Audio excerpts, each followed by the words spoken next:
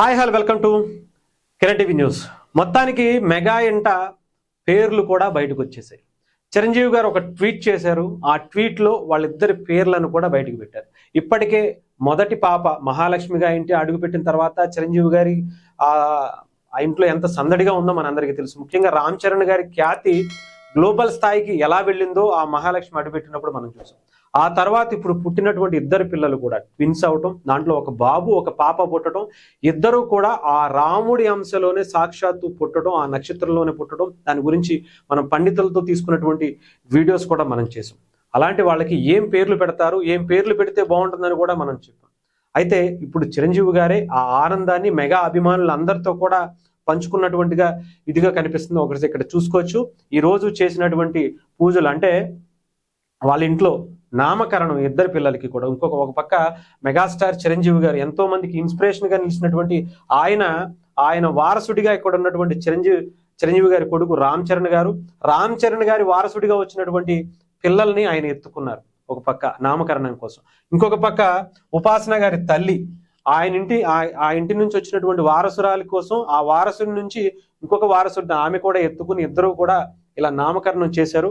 వాళ్ళిద్దరు పేర్లు కూడా ట్వీట్ చేస్తూ ఇక్కడ చాలా క్లియర్ గా చాలా హ్యాపీగా సంతోషంగా మేము అనౌన్స్ చేస్తున్నాం అని చెప్పడం కూడా జరిగింది. ఇలాగా ఒకసారి వాళ్ళ పేర్లు కూడా మీకు ఇక్కడ కంప్లీట్ గా ఇంగ్లీష్ లో ఉంది, నేను తెలుగులో చదువుతాను. చాలా క్లారిటీగా ఇక్కడ చూసుకోవచ్చు. శివరాం కొణిదల అండ్ అనిర్వ దేవి కొణిదల అనేటువంటి పేర్లను వాళ్ళకి పెట్టడం జరిగింది. దీనికి సంబంధించి పూర్తి విషయాలు మీకు తెలుగులో మీకు కాస్త వివరంగా వాళ్ళ పేర్లకి సంబంధించినటువంటి అర్థాన్ని మీకు చెప్తాను. ఎందుకంటే మొదటి పాప పేరు రామ్ చరణ్ గారి మొదటి పాప పేరు చాలా క్లారిటీగా అమ్మవారి శ్లోకాల నుంచి తీసుకుని క్లింకార అనేటువంటి పేరుని ఆమెకు పెట్టడం జరిగింది. ఆ తర్వాత రామ్ చరణ్ గారి ఖ్యాతి ఎంత గొప్పగా వెళ్ళిందో, అమ్మాయి ఆ పేరుని వింటేనే అమ్మవారిని చూసినట్టుగా, అమ్మవారి పేరు విన్నట్టుగా, శ్లోకం చదివినట్టుగా అంత అనుభూతి కలుగుతూ ఉంటది. సో తనని కూడా ఇక్కడ కూర్చోబెట్టుకున్నారు. మీరు చూస్తే కనుక ఇది రామ్ చరణ్ గారు ఒళ్ళో కూర్చోబెట్టుకుని ఇద్దరి పేర్లు ఆ వేద పండితుల మధ్య జరుపుకోవడం జరిగింది. ఇలాగా అసలు శివరాం కొణిదల అనేటువంటి పేరుకి సంబంధించినటువంటి విషయాలు ఏంటి, ఇవన్నీ కూడా చిరంజీవి గారు చాలా క్లారిటీగా ఇక్కడ పెట్టారు. ఒకసారి నేను కూడా క్లియర్ గా చెప్తాను. శివరాం కొణిదల అనేటువంటి పేర్లను వీళ్ళకి పెట్టడం జరిగింది. అనిర్వదేవి కొణిదల అనేటువంటి పేర్లు పెట్టడం జరిగింది. శివరాం అంటే శివుడు, అంటే చిరంజీవి గారి అసలు పేరు శివశంకర వరప్రసాద్.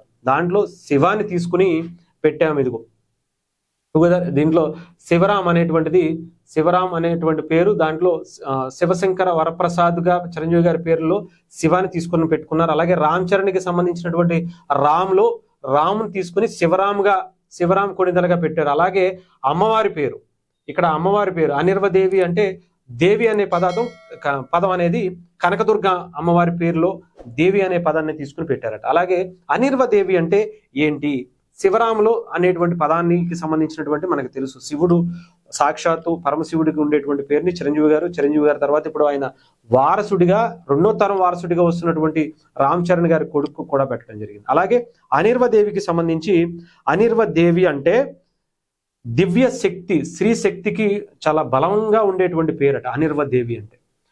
అంటే ధైర్య సాహసాలను చూపించేటువంటి వ్యక్తి.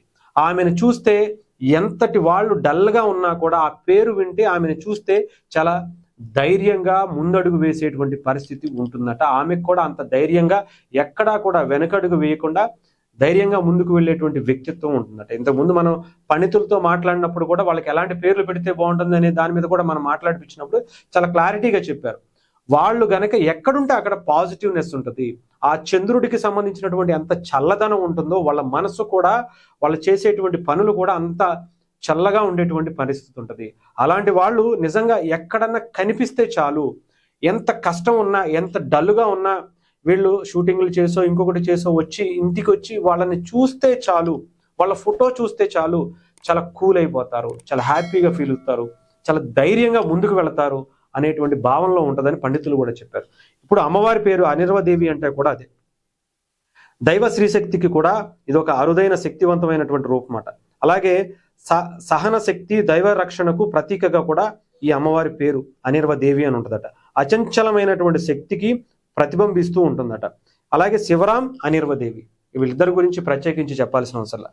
శివరాంలో శివ అంటే శివుడి పేరుతో పాటు మన శివశంకర వరప్రసాద్ మెగాస్టార్ చిరంజీవి గారి పేరు కూడా కలుపుకున్నారు.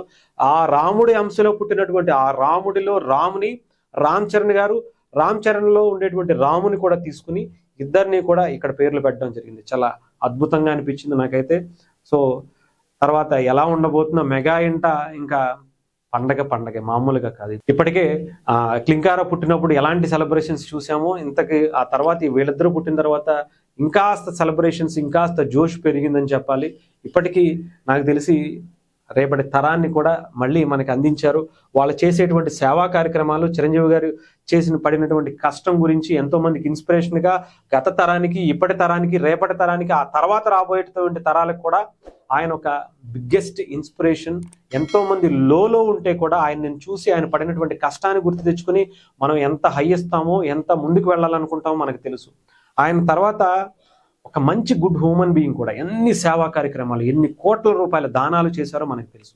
ఆ తర్వాత పవన్ కళ్యాణ్ గారు, ఇంకా ఆయన గురించి ఇంకాస్త ఎక్కువే చెప్పుకోవాలి. ఇంకా ఇంట్లో ఉన్నటువంటి ఆస్తుల్ని కరగబెట్టుకుని మరీ ప్రజలకి సేవ చేస్తున్నటువంటి వ్యక్తి. ఆయన నుంచి ఇన్స్పిరేషన్గా తీసుకుని ఒక తమ్ముడు అలాంటి కార్యక్రమాలు చేస్తున్నారు. ఇంకా కొడుకు రామ్ చరణ్ గారు, ఉపాసన గారు ఎన్నో అనాథాశ్రమాలు, ఓల్డ్ ఏజ్ హోములు, ఎంతో మందికి హాస్పిటల్కి సంబంధించినటువంటి ఇష్యూస్ వచ్చినాయి. ఎవరికి ఏ కష్టం వచ్చినా సరే నిలబడేటువంటి తత్వం.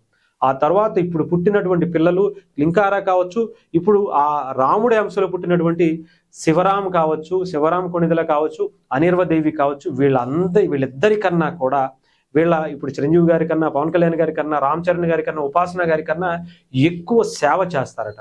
నిజంగా కదా, వాళ్ళు చేసినటువంటి సేవ చూస్తేనే ఎంతో మందికి ఇన్స్పిరేషన్గా నిలుస్తుంటే ఇంకా వాళ్ళ కంటిన్యూ అవుతూ వాళ్ళ పరంపరని, వాళ్ళ లెగసీని ముందుకు తీసుకువెళ్ళడం అంటే ఏదో హీరోగానో రాజకీయంగానో కాదు.